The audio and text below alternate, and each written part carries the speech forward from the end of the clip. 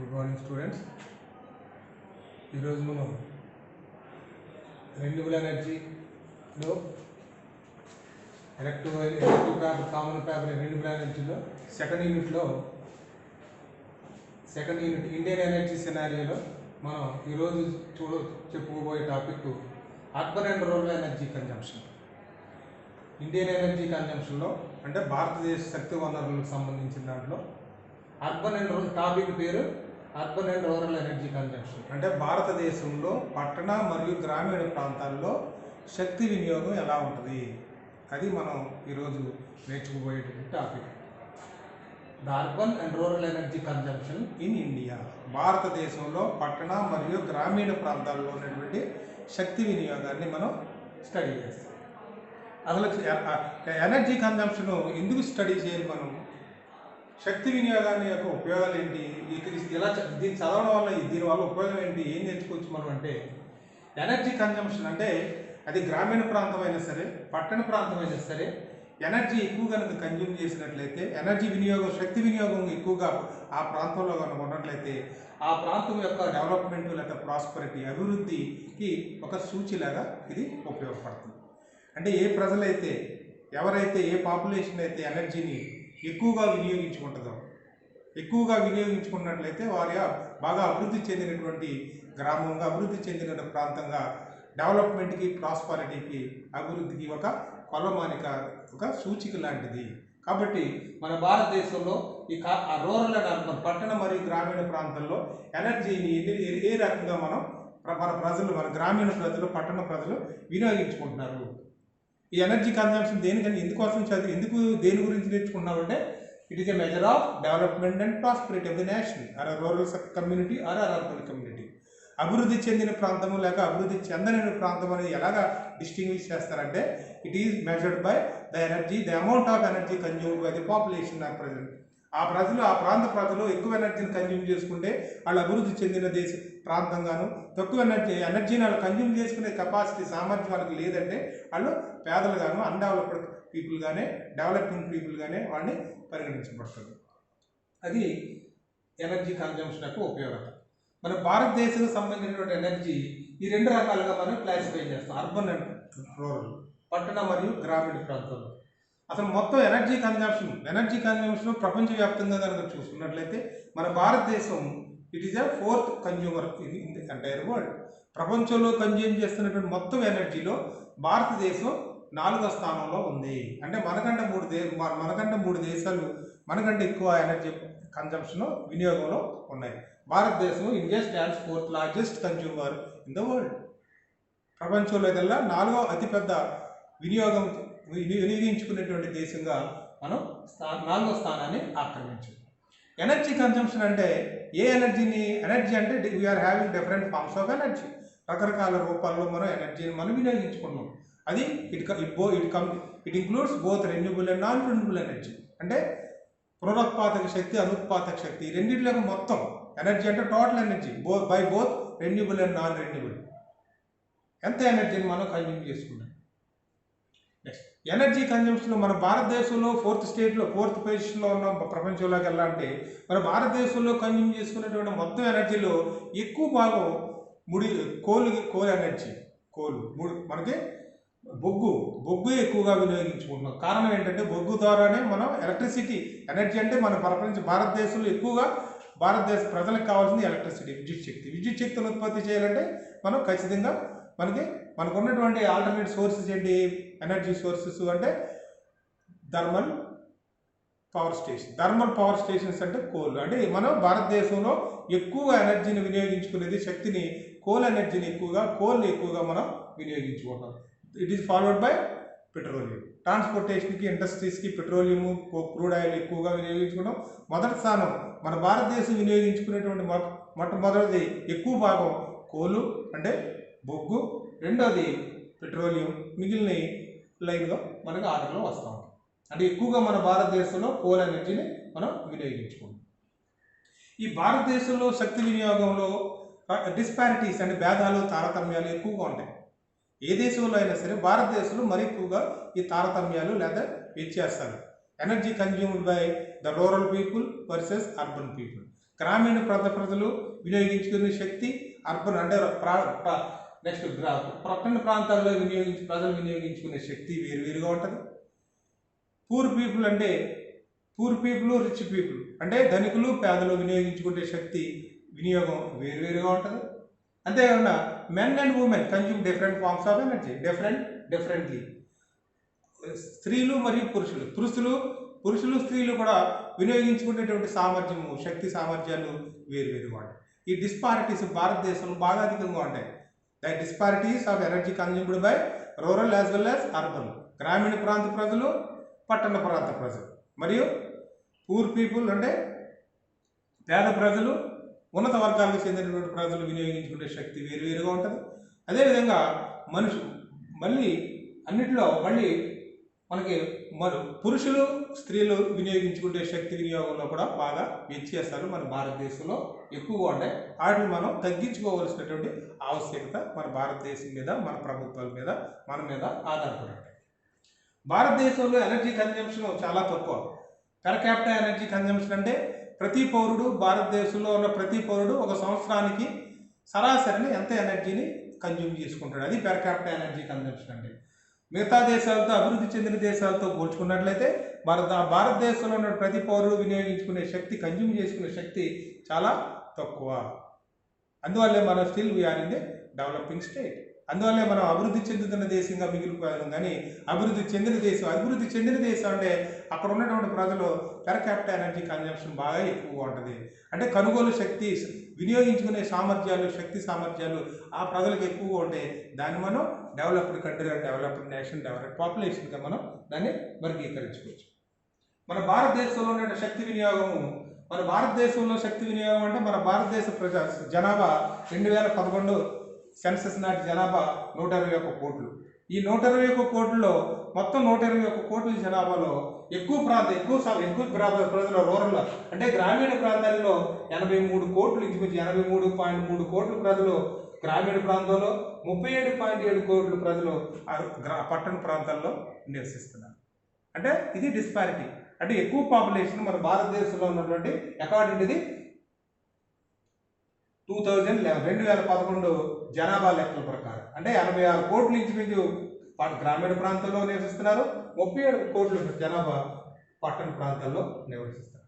ఈ 83 కోట్లు రూరల్ ఏరియాలో అంటే గ్రామీణ ప్రాంతంలో ఉన్నటువంటి 83 కోట్ల జనాభాలో ఉన్నటువంటి విలేజెస్ అంటే గ్రామాలు, మన భారతదేశంలో ఉన్నటువంటి గ్రామాల్లో 21% గ్రామాల్లో అంటే ఇంచుమించు 21% గ్రామాల్లో ఇంకా ఎలక్ట్రిఫికేషన్ అనేది, విద్యుదీకరణ అనేది ఇంకా జరగలేదు. అంటే 83 కోట్ల జనాభాలో నివసిస్తున్నటువంటి గ్రామాల్లో 21% గ్రామాలు వీఆర్ టాకింగ్ అబౌట్ విలేజెస్. అంటే భారతదేశంలో ఉన్న విలేజెస్లో ఇంకా 21% విలేజెస్కి ఇంకా విద్యుదీకరణ జరగలేదు. అంటే రూరల్ పాపులేషన్ 50% అంటే 83 కోట్ల జనాభా రూరల్ ఏరియాలో ఉన్నట్లయితే అందులో ఇంచుమించు 50% అంటే 50% అంటే 40 కోట్ల జనాభాకి గృహావసరాలకు ఇంకా ఎలక్ట్రిఫికేషన్ ఇంకా జరగలేదు. అంటే ఇంకా వాళ్ళు కిరోసిన్ ఆల్టర్నేటివ్ ఎనర్జీ సోర్స్ను ఉపయోగించుకుంటారు. కానీ ఎలక్ట్రిఫికేషన్ ఇంకా 50% రూరల్ హౌస్ హోల్డ్స్లో మనకి భారతదేశంలో ఇంకా జరగలేదు. ఇంకా రూరల్ అంటే మన గ్రామీణ ప్రాంతంలో ఇంకా 67 ఉన్నటువంటి మొత్తం జనాభాలో 67% మనం ఇంకా మన గ్రామీణ ప్రజలు ఇంకా వంటలు చేసుకోవడానికి ఇంకా ఫైర్ వుడ్ మీద ఆధారపడుతున్నారు. ఎవరండి? 67% గ్రామీణ ప్రజలు ఇంకా మన వంటలు చేసుకోవడానికి, కుకింగ్కి ఫైర్ వుడ్ మీదే ఆధారపడుతుంది. 14% మాత్రం గ్రామీణ ప్రాంతం మనకి 67%.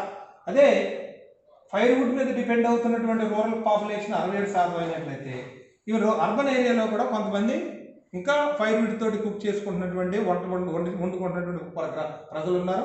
అర్బన్ ఏరియాలో 14% అంటే అర్బన్ పాపులేషన్లో 14% of population depends on the fire wood for the cooking. అంటే అర్బన్ ఏరియాలో కూడా ఇంచుమించు 14% మంది ప్రజలు ఇంకా ఎల్పిజి గ్యాస్ వైపు వెళ్ళకుండా ఇంకా కట్టెలతోటే వాళ్ళు వంటలు చేసుకునే ఇంకా ఆ కార్యక్రమం ఇంకా అవి ఇంకా జరుగుతూనే ఉన్నాయి. Next 15% of the rural house hold depend on LPGs.